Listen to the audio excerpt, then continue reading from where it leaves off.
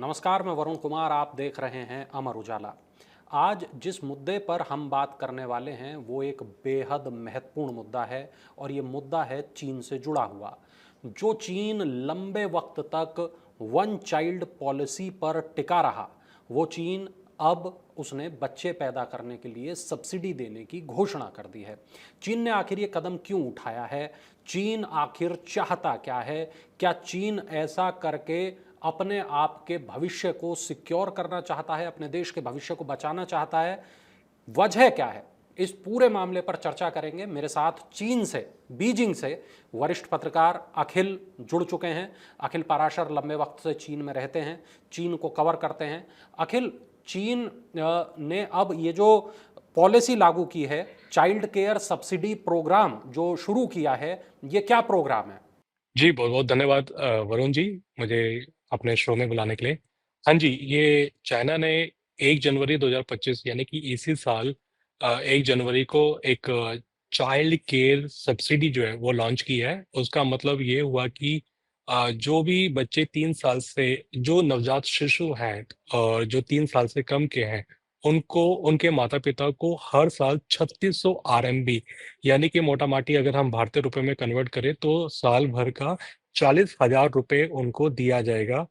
और ये भी है कि क्योंकि 2025 में ये लागू की गई है ये चाइल्ड केयर सब्सिडी, पर अगर इसमें ये भी एक एंगल डाला गया है कि 2022 में जो बच्चे पैदा हुए हैं, यानी कि 2025 से पहले के और 2022 के बाद के, उन बच्चों के उनके बच्चों के माता-पिताओं को भी ये सब्सिडी दी जाएगी।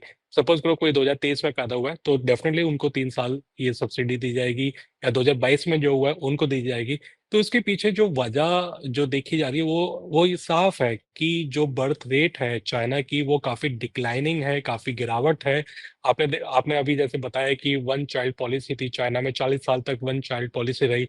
उसके बाद जब चीन ने देखा कि उनकी जो आबादी है वो सिकुड़ रही है तो फिर 2 चाइल्ड पॉलिसी कर दी गई। फिर देखा कि इससे भी कोई फ़र्क नहीं पड़ रहा और काफ़ी तेज़ी से गिरावट आ रही है तो फिर 3 चाइल्ड पॉलिसी की गई है। और अब देख रहे हैं कि क्योंकि जो अब आप भी जानते हैं कि चाहे भारत है या चीन है, जो माता-पिता हैं मतलब जो जो यंग जनरेशन है, वो अब 2 से ज़्यादा बच्चे पैदा कर ही नहीं रहे। मतलब बहुत ही कम संख्या है जो 2 से ज़्यादा कर रहे हैं। तो अगर आपकी पॉपुलेशन डिक्लाइनिंग हो रही है और 2 ही बच्चे पैदा अगर किया जा रहा है, 2 बच्चे ही पैदा हो रहे हैं, तो वो पॉपुलेशन आपकी तब भी डिक्लाइनिंग ही रहेगी क्योंकि बढ़ाने के लिए 2 से ज़्यादा होनी चाहिए। तो ये देखते हुए जी। चीन सरकार ने अपनी जो पॉपुलेशन है या लोग हैं, उनको ये बताने के लिए कि एक प्रोत्साहित करने के लिए कि आप बच्चे पैदा करें, आप चिंता ना करें। जो आर्थिक बोझ आप पर पड़ रहा है, वो सरकार उठाएगी, सरकार करेगी और बच्चे के लालन-पोषण में इस तरीके से कहीं न कहीं मैं ये नहीं कह रहा कि इससे बहुत तेज़ी से मतलब अब जो आबादी जो गिरावट है, वो रुक जाएगी, ऐसा तो नहीं है। लेकिन कम से कम जो यंग जो पेरेंट्स हैं वो 2 से ज़्यादा मतलब 3 से ज़्यादा बच्चे या बच्चे मतलब 3 बच्चे पैदा करने की तरफ वो ठीक है। सोच सकते हैं कि उनको ये ठीक है। लगेगा कि सरकार उनके साथ है और सरकार उनको एक सब्सिडी देकर उनकी सहायता कर रही है। जी। अखिल, 3600 युआन जैसा आपने बताया, यानी तकरीबन $503, तकरीबन 45,000 भारतीय रुपये, ये हर साल छोटे बच्चों को दिए जाएंगे। आपने बताया 3 साल से जो कम उम्र के बच्चे हैं उनको ये पैसे दिए जाएंगे। ये जो सब्सिडी है ये आयकर से मुक्त होगी। इसको किसी भी तरीके की सामाजिक सहायता, गरीबी रेखा से जो नीचे जीवन यापन करने वाले जो लोग होते हैं उसकी पात्रता में इसको नहीं गिना जाएगा। 2 करोड़ से ज़्यादा परिवारों को इससे फ़ायदा मिलेगा चीन के। जब हम बाकी देशों से यहाँ तुलना करते हैं तब हमें ये पता चलता है कि ये जो नकद सब्सिडी है ये जनसंख्या बढ़ाने वाली जो नीतियां हैं उसका ज़रूरी हिस्सा होती है। जो थिंक टैंक के रिसर्चर हैं चीन के, झांग बेनबो, उन्होंने भी यही बात कही है। रेनमिन यूनिवर्सिटी ऑफ चाइना की प्रोफेसर हैं सोंग जियान, उनका कहना है कि अधिकतर विकसित देशों ने कम प्रजनन दर का सामना करते हुए ऐसी चाइल्ड केयर स्कीम्स अपनाई हैं। यानी चीन ये कहना चाहता है कि चीन ऐसा करने वाला कोई पहला देश नहीं है, हमसे पहले भी लोगों ने, बाकी देशों ने ऐसा किया है। अखिल, आप तो वहां लंबे वक्त से रहते हैं। अब जो युवा जनसंख्या है चाइना की, वो मतलब वो कितनी कम हो गई है? क्या वो वाकई कम हो रही है? क्या चाइना को इस बात का डर है कि हमारे पास टेक्नोलॉजी तो बहुत हैं, हमारे पास संसाधन तो बहुत हैं, लेकिन इसको चलाने वाले लोग ही नहीं रहेंगे तो क्या फायदा? जी, बिल्कुल, आपने बात सही बोली है और ये बात सही है कि कई ऐसे देश हैं, हम विकसित देशों के नाम ले सकते हैं, जिन्होंने ये चाइल्ड केयर जो सब्सिडी है, वो दी जाती है। क्योंकि वो जो देश है, जो हम जिसे विकसित देश का कहते हैं, उनमें वो जो प्रजनन दर है, उसमें गिरावट उनमें देशों में आती है, खासकर पश्चिमी देशों में। और जहाँ तक मेरी जानकारी है, रशिया में भी वो काफ़ी, ये तो चलो 3600 आरएमबी की बात हो रही है, वो भी 3 साल तक दिया जाएगा। लेकिन ऐसा मैंने सुना है कि रशिया में, जर्मनी में जब तक बच्चा कॉलेज जाना शुरू नहीं कर देता है, तब तक उसको, उनके माता-पिता को ये सब्सिडी दी जाती है इस तरीके से। और ये जो चाइल्ड केयर जो सब्सिडी जो चाइना में दी जा रही है, जब से चाइना जो 1949 में जब नई चीन की जो स्थापना हुई है, तब के बाद से पहली बार ऐसा हो रहा है कि चाइना ने इस तरीके की सब्सिडी देने लगा है। ये पहली बार हो रहा है उसके इतिहास में। और चाइना ने इस साल 2025 में 90 अरब युएन यानी कि 12.5 अरब अमेरिकी डॉलर का एक पैकेज तैयार किया है, जो ये इस तरीके से बाँटा जाएगा।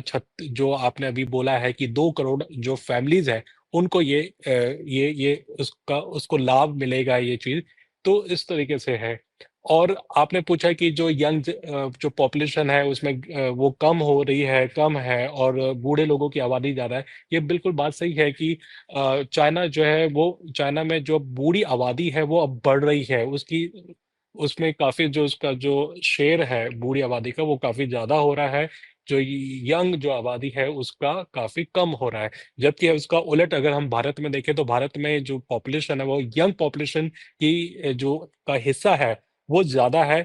तो ये काफ़ी जी, कॉन्ट्रास्ट है और देखिए कोई भी जी, देश ये नहीं चाहेगा कि उसकी जो वर्किंग जो पॉपुलेशन है उसमें गिरावट आए, क्योंकि देखिए उससे हर देश को नुकसान होता है। क्योंकि बूढ़ी आबादी को हम एक डिपेंडेंट पॉपुलेशन भी बोल सकते हैं और जो यंग जो आबादी होती है उसको हम वर्किंग पॉपुलेशन बोलते हैं। तो जब आपकी वर्किंग पॉपुलेशन कम होने लगेगी और डिपेंडेंट पॉपुलेशन ज़्यादा हो जाएगी, तो उससे डेफ़िनेटली आपकी अर्थव्यवस्था पर भी बुरा असर पड़ेगा। ठीक है, चाइना जो टेक्नोलॉजी की क्षेत्र में बहुत अच्छा कर रहा है, लेकिन उसको कहीं न कहीं उसको चलाने के लिए यंग पॉपुलेशन की भी आवश्यकता है। तो इसी को देखते हुए चाइना अब हर तरह से तरीका जो सरकार है या प्रशासन है वो तरीके निकाल रही है, लोगों को प्रोत्साहित करती है। अब देखिए पहले वन चाइल्ड पॉलिसी थी, अब 3 चाइल्ड पॉलिसी आ चुकी है चाइना में कि पेरेंट्स को कहा गया कि 3 बच्चे पैदा करो। इसके अलावा ये सब्सिडी पैकेज जो है वो लागू कर दिया गया है कि 90 अरब यूएन का पैकेज रखा गया है और मुझे लगता है कि अगर इससे भी काम नहीं चलेगा तो डेफिनेटली चीन जो है वो अपनी आबादी को बढ़ाने के लिए और भी ऐसे पैकेजेस और भी ऐसे जो सुविधाएं हैं वो शायद लागू करेंगी। अब वो इस तरीके से देखा जा रहा है कि क्या इससे कितना देखिए ये 3600 आरएमबी से मिलना ये कोई ऐसा नहीं है कि इससे अब बहुत तेजी से बर्थ रेट जो है वो बढ़ने लगेगी, लेकिन कहीं ना कहीं एक एक सिग्नल दिया गया है कि आप बच्चे ज्यादा पैदा करें और जो सरकार है ठीक वो है। आपके साथ है और आपकी जो माली हालत है उसको सुधारने में कोशिश करेगी। और एक चीज मैं आपको एक मेंशन कर दूं कि इसमें चाहे वो शहरी हो, ग्रामीण हो, किसी भी अल्पसंख्यक जाति का हो, किसी भी क्षेत्र का हो चीन के अंदर, और चीनी नागरिक होना चाहिए, उसको ये सुविधा मिलेगी। इसमें ये नहीं देखा जाएगा कि आप गांव में रहते हैं या आप शहर में रहते हैं, आप फलाना दिशा में मतलब उत्तर दिशा में रहते हैं, दक्षिण में रहते हैं, ऐसा कुछ नहीं है। सभी को मिलेगा, चाहे कितना अमीर हो, चाहे कितना गरीब हो। ठीक है। अखिल, जो डेटा है हमारे पास वो हमें ये बताता है कि चीन में एक तरफ जन्म दर में गिरावट आ रही है, दूसरी तरफ वहाँ तेजी से बुजुर्ग आबादी बढ़ रही है। 7 सालों तक चीन में जन्म दर और कुल नवजात शिशुओं की संख्या लगातार गिरती रही। 2024 में मामूली सुधार हुआ। 2024 के अंत में चीन में 60 साल और उससे अधिक के जो लोग हैं उनकी आबादी 31 करोड़ हो चुकी थी। जैसा आपने बताया 2016 में जो है वन चाइल्ड पॉलिसी को खत्म कर दिया गया, 2 बच्चों की अनुमति दे दी गई। 2021 में तीसरे बच्चे को सहमति चीन की सरकार ने दे दी। 2025 से पूरे देश में नकद सब्सिडी योजना जारी की जा रही है। कई शहर चीन के पहले इस दिशा में प्रयास कर चुके हैं, ये भी रिपोर्ट बताती है। जो आज चीन की सरकारी विज्ञप्ति है जो अभी हमने पढ़ा, उसमें इस तथ्य का उल्लेख किया गया है। इनर मंगोलिया में होट करके एक जगह है जहां पहले बच्चे पर एक बार में 10,000 युआन की सब्सिडी मिलती है। दूसरे बच्चे पर 5 साल तक हर साल 10,000 युआन दिए जाते हैं। तीसरे और आगे के बच्चों पर 10 साल तक हर साल 10,000 युआन दिए जाते हैं। शेनयांग की जब हम बात करते हैं, ये लियाओनिंग प्रांत की बात है। तीसरे बच्चे पर हर महीने 500 युआन की सहायता जब तक कि वो 3 साल का ना हो जाए। जब हम सिचुआन प्रांत की बात करते हैं तो वहां एक शहर है पांजी हुआ, वहां पर चीन का पहला शहर है ये जहां इस तरह की सब्सिडी योजना शुरू हुई थी। यहां पिछले 4 साल से जो स्थायी निवासी हैं उनकी संख्या में वृद्धि दर्ज की गई है, ऐसा दावा चीन के सरकारी मीडिया ने किया है। जब हम हुबई प्रांत की बात करते हैं, टियामेन शहर की बात करते हैं, 2024 में नवजात शिशुओं की संख्या 17% बढ़ गई, जो राष्ट्रीय औसत का तकरीबन 5.8% से कहीं ज्यादा है। 7,217 बच्चे यहां जो पैदा हुए वो दूसरे बच्चे थे या तीसरे बच्चे थे, यानी कि केवल पहले बच्चे वो नहीं थे। लोगों की जो प्रतिक्रिया है, चाइना का ये दावा है कि वो भी काफी बेहतर है, लोग इस चीज से काफी खुश हैं। अखिल, मैं आपसे ये जानना चाहता हूं कि चाइना की मीडिया में, चाइना के लोगों में इस मुद्दे को लेकर किस तरह की बातें हो रही हैं, लोग आपस में क्या बातें कर रहे हैं?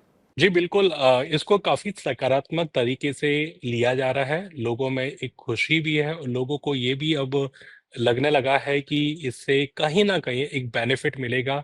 जो यंग जो पेरेंट्स हैं या जो बच्चे प्लान करने का जो सोच रहे हैं, उनको कम से कम एक ये बूस्ट मिलेगा कि एट लीस्ट कुछ तो हमें आर्थिक मदद मिलेगी, क्योंकि ये जो बच्चे के लालन-पोषण में खर्चा होता है, जो स्टैंडर्ड ऑफ लिविंग है, जो महँगाई है, उस चीज़ से कहीं न कहीं उससे जूझने में या उससे फाइट करने में मदद तो मिलेगी ये चीज़। अभी आपने जैसे इनर मंगोलिया की भी बात कर रहे थे कि इनर मंगोलिया में भी राहत पैकेज दिया जाता है। ये क्या होता था कि जो पर्टिकुलर स्पेसिफिक जो रीजन है चाइना के, जो ज़्यादा विकसित नहीं है या वहाँ के लोगों की जो आमदनी है उतनी ज़्यादा अच्छी नहीं है, तो वहाँ पर ये चुनकर मतलब एक पर्टिकुलर सेलेक्ट कर कर ये ऐसे पैकेजेस दिए जाते थे। लेकिन इस बार से जो हम जिस चीज़ की बात कर रहे हैं चाइल्ड केयर सब्सिडी की, वो संपूर्ण चीन में इसको लागू कर दिया गया है। ये कोई प्रांत वाइज़ ऐसा नहीं है, ये पूरे-पूरे संपूर्ण चीन के अंदर इसको किया गया है। और लोगों में मैंने जैसे लोगों से मेरी बात हुई है या इवन मीडिया में जो बातें आ रही है या इनके सोशल मीडिया पर, इसको बहुत ही पॉजिटिव इसका रिस्पॉन्स मिला है और लोग इसको लेकर काफ़ी मतलब बहुत ही अच्छे से इसको वेलकम किया गया है। इस जो ये चाइल्ड केयर सब्सिडी है, इस पैकेज को बहुत अच्छे से इसको ले रहे हैं। ठीक है। अखिल, जो सरकार है चीन की, उसका ये भी कहना है, शुक्रवार को उसने जो बयान जारी किया उसमें ये भी कहा कि फ्री प्री स्कूल एजुकेशन की विस्तृत योजनाएं बनाई जाएंगी। 3 साल से छोटे बच्चों के लिए जो नर्सरी सुविधाएं हैं उनको बढ़ाने पर जोर दिया जाएगा, ताकि जो वर्किंग पेरेंट्स हैं उन पर दबाव कम हो और बच्चों का बेहतर विकास हो। अभी जो स्थिति है वो हमें ये पूरी तरीके से इस बात को बताती है कि चीन कहीं ना कहीं जो मैन फोर्स कम हो रही है, जो काम करने वाले लोग कम हो रहे हैं, उसको लेकर चिंता में है। मैं आपको एक सबसे पहले एक बात बता दूं कि चीन के जो सरकारी स्कूल है, पहली ग्रेड से लेकर 12वीं तक, वो लगभग फ्री है उसकी फीस और बहुत ही नॉमिनल है। ज्यादा फीस नहीं है, थोड़ी बहुत जो लगती है वो सिर्फ खाने पीने की होती है। तो एक तरह से आप इसको फ्री मानकर ही चलिए जो सरकारी स्कूल में जो पढ़ाई है। हाँ, लेकिन जो किंडरगार्टन की अगर हम बात करें, जो यानी कि जो प्री स्कूल जो शिक्षा है, वो कहीं न कहीं महँगी है। मैं आपको ये चीज़ बता सकता हूँ क्योंकि मेरा बेटा है, वो भी चीन के ही सरकारी स्कूल में जाता है। तो आज से मतलब कोविड से पहले ऐसे स्कूलों की किंडरगार्टन की फीस कभी काफी मनमानी भी होती थी, करीब 4,000 RMB यानी 4,000 UN पर महीना, इस तरीके की फीस भी होती थी। 5 महीने की फीस 5,000 UN की भी फीस, उसको आप 12 से मल्टीप्लाई कर दो तो वो भारतीय रुपये आ जाएगा उसका। तो वो बड़ी महंगी होती थी, हमें भी बड़ा सोचना पड़ता था कि यार इसको किस तरीके से किंडरगार्टन की फीस को कैसे मैनेज करें।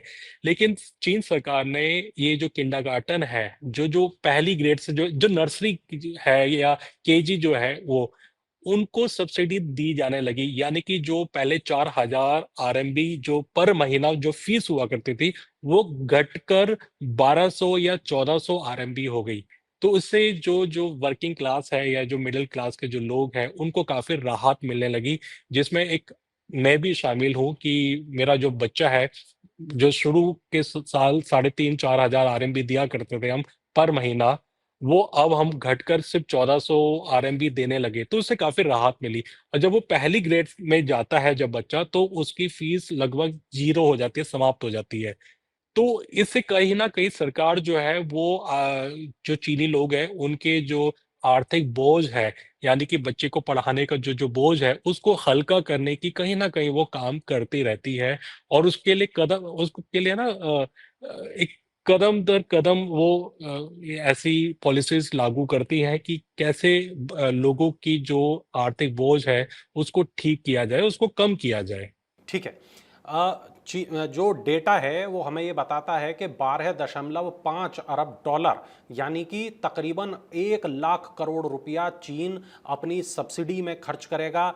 हर परिवार को प्रति बच्चा सालाना 45,000 रुपया, तकरीबन 4,000 युआन तक की सब्सिडी मिलेगी।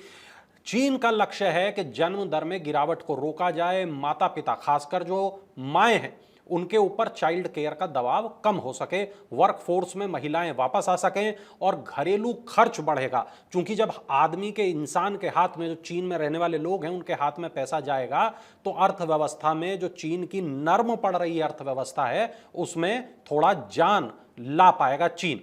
अभी जो चीन का डर है उसको समझिए। चीन में जो जन्म दर है 1.0 से नीचे पहुंच गई है। 2022 में 1.09, अब और गिर गई है, अब 1.0% ही चीन की जन्म दर रह गई है। 2023 में लगातार दूसरे साल जनसंख्या घट गई है, वर्कफोर्स में गिरावट आई है, बुजुर्ग आबादी वहां तेजी से बढ़ रही है और पेंशन सिस्टम पर इसका असर दिख रहा है। आर्थिक जो वृद्धि है उस पर संकट की स्थिति पहुंच गई है।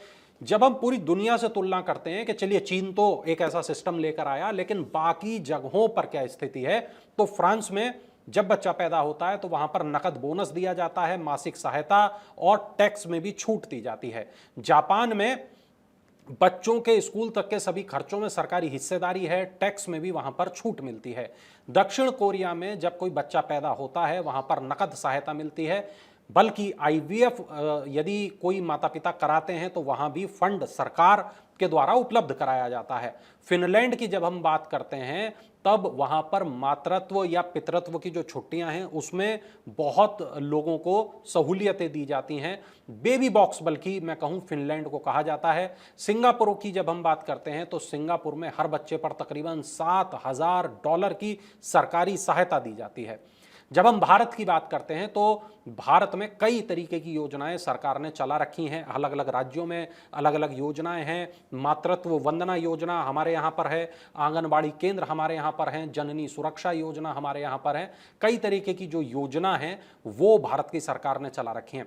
अखिल, बस आपसे मेरा अब एक आखिरी सवाल, आपको क्या लगता है, आप लंबे वक्त से चीन में हैं, कि चीन में ये जो अब चीन की सरकार ने फैसला किया है, इससे चीन की जो अर्थव्यवस्था है या चीन की सरकार की जो सोच है कि बूढ़े होते जो लोग हैं उनको हम आगे आने वाले वक्त में रिप्लेस कर सकेंगे इस युवा आबादी से, क्या लगता है ऐसा हो पाएगा? देखिए, कहीं न कहीं फ़ायदा तो मिलेगा, और फ़ायदा मैंने अपनी बातों में ये भी बोला है कि चाइना जो है वो स्थिति को देखते हुए कदम उठा रही है। और ऐसा नहीं है कि ये पैकेज लागू कर दिया बस अब खत्म हो गया। अब चीन सरकार देखेगी कि इससे लोग कितने मतलब उत्साहित हुए हैं, कितने प्रोत्साहित हुए हैं, और अगर ये नाकाफ़ी रहेगा तो डेफिनेटली चीन आगे भी कुछ पैकेजेस ऐसे और भी कदम उठा सकती है। और जैसे अभी आपने कई देशों का जो नाम लिया है और कई देशों का के बारे में ब्यौरा दिया है कि वहाँ पर नकद जो सहायता जो दी जाती है, तो हो सकता है कि आने वाले समय में चीन जो है वो इस नकद राशि को और भी बढ़ा सकती है और भी बहुत सारे ऐसे स्टेप्स ले सकती है ताकि जो लोग हैं वो अपनी इन चीज़ों को ध्यान में रखें और वो प्रोत्साहित हो और ज़्यादा बच्चा पैदा करने के लिए और उनके आर्थिक बोझ को कम करने के लिए इस तरीके से। देखिए अभी की स्थिति अगर देखा जाए तो ज़रूरी नहीं है कि ये मतलब मेरे हिसाब से अगर मैं अपनी निजी राय रखूँ तो ये उतनी नाकाफ़ी ज़्यादा वो नहीं है कि इससे बहुत ज़्यादा चेंज आ जाएगा। लेकिन कहीं न कहीं अगर साल का 3600 आरएमबी भी अगर एक हाउसहोल्ड को, एक परिवार को अगर मिल भी रहा है, तो वो कहीं न कहीं एक राहत तो पहुँचाएगा ही। तो मेरा ऐसा मानना है कि ये एक बहुत सकारात्मक कदम है चीन सरकार का अपने बर्थ रेट, अपनी पॉपुलेशन को थोड़ा इंक्रीज़ करने के लिए, लोगों के जो आर्थिक बोझ है उसको कम करने के लिए, ये बहुत सराहनीय कदम है। और मुझे लगता है कि आने वाले समय में सरकार जो है वो और भी कुछ ऐसे कदम उठाएगी जिससे कि लोग और ज़्यादा प्रोत्साहित हों। ठीक है, बहुत शुक्रिया अखिल इस तमाम जानकारी के लिए। तो हम अपने दर्शकों को बता रहे थे कि चीन किस तरीके से लगातार डरा हुआ है, जो आबादी उसकी बूढ़ी हो रही है उसकी वजह से डरा हुआ है।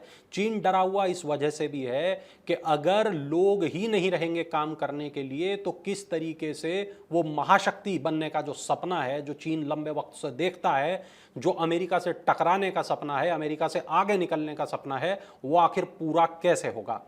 तो चीन ने ये प्लान पूरा तैयार कर लिया है कि किस तरीके से बच्चे ज़्यादा से ज़्यादा वहाँ पैदा हों ताकि अगले 30-40 साल में चीन दोबारा से उसी राह पर वापस आ सके।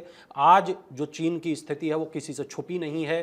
चीन लगातार भारत जिस तरीके से तेज़ी से बढ़ रहा है और चीन लगातार जो है अपने 2 नंबर के जो अर्थव्यवस्था वाला पायदान है उस पर टिके चीन कैसे रहेगा ये सोच रहा है, क्योंकि भारत की तेजी अब किसी से छुपी हुई नहीं है। बहुत तेजी से भारत इस पायदान पे आगे बढ़ता हुआ नजर आ रहा है। तो ये आज का हमारा शो था धन धना धन। आपको ये शो कैसा लगा कमेंट सेक्शन में जरूर बताइएगा और देश दुनिया की बाकी तमाम खबरों के लिए देखते रहिए अमर उजाला। अगर आप ये वीडियो YouTube पर देख रहे हैं तो हमारे चैनल को सब्सक्राइब कर बेल आइकन दबाएं और Facebook पर देख रहे हैं तो हमारे पेज को लाइक करें।